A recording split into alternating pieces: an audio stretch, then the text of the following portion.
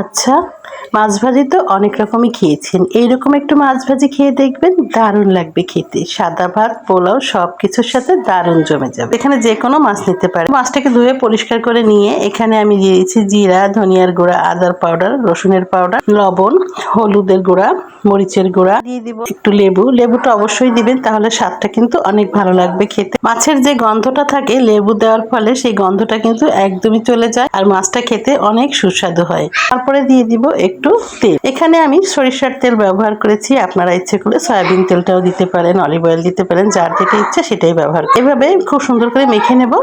মেখে এটাকে আমি 1 ঘন্টা রেস্টে রেখে দিই। তারপরে এই মাছগুলোকে আমি ফ্রাই করে নেব। ফ্রাই প্যানে তেল খুব ভালো করে গরম করে নিয়েছি, আর এখানে কিন্তু আমি সরিষার তেল দিয়ে ভেজেছি। আপনারা ইচ্ছে করলে সয়াবিন তেলও দিয়ে ভাজতে পারেন। তারপরে মাছটা এক পিঠ যখন ভাজা হয়ে যাবে ভালো করে, তখন অন্য পাটটা উল্টে দিব। এভাবে করে 2 পাট খুব সুন্দর করে বারবার নেড়ে চেড়ে এটাকে ভেজে নিতে হবে। আর খেয়াল রাখতে হবে যেন মাছটা পুড়ে না যায়। মাছটা মিডিয়াম কুক হয়ে যাওয়ার পর এর উপরে যে ম্যারিনেট করা মশলাগুলো থাকবে সেগুলো দিয়েও কিন্তু ভেজে নিতে হবে। তারপর মাছটা ভালোভাবে ভাজা হলে উঠিয়ে নিতে হবে। এরপর দিয়ে দিতে হবে পেঁয়াজ আর কাঁচামরিচ দিয়ে এটাকে খুব ভালো করে ভেজে নিয়ে মাছের উপরে ছড়িয়ে দিতে হবে। এটা দিলে কিন্তু মাছটা খেতে অনেক সুস্বাদু লাগে, আর আমার কাছে তো ভীষণ ভালো লাগে। আমার মনে হয় আপনাদের কাছেও ভালো লাগবে। সাদা ভাত, পোলাও যে কোনো কিছুর সাথে খেতে অসাধারণ।